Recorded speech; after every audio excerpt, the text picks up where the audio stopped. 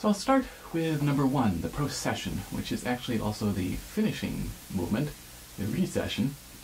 And this is a piece that's often not played on the harp. It's optional.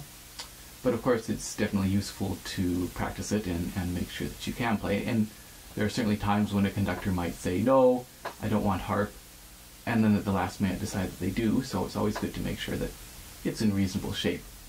Fortunately, it's quite an easy piece to play technically. You're just playing chords, and unlike any of the other movements, you can see why it's optional. It's not really its own individual voice, it's just comping chords underneath the choir to fill in that harmonic structure and make sure they stay in tune.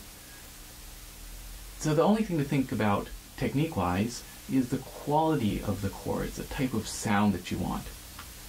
And in this case, what you're looking for is a really nice, rich sound that just floats under the orchestra, sort of cushions them and provides a great bass for them to sing over.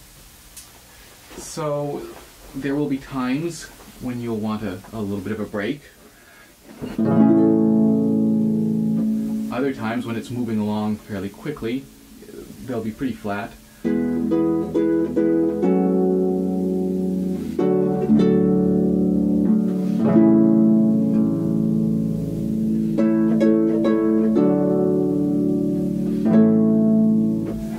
So somewhere between a reasonable break and almost no break at all, but making sure that they don't become harsh or strident, that there's still just rich supporting chords, paying attention to, of course, each finger.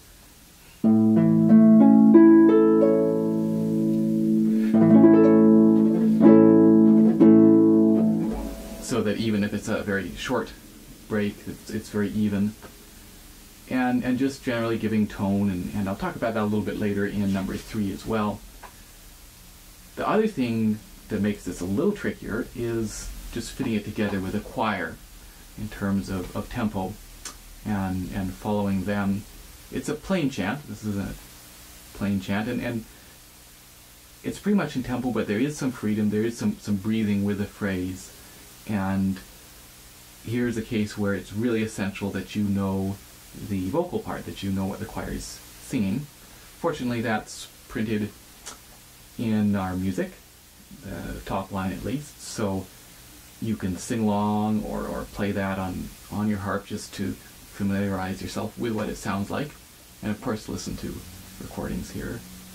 And the count, of course, but there are cases where some freedom is taken, where as I said, the conductor's breathing with a phrase, and it's just essential to know ahead of time what you're going to be hearing so that you can follow it, and that makes it pretty easy. There are a couple case spots towards the end where, depending on the conductor, they may put a little bit of a breath mark in, or they may just go straight through, but again, as long as you know what to expect in terms of what the choir is doing, you should be fine. So let's move on to number 2.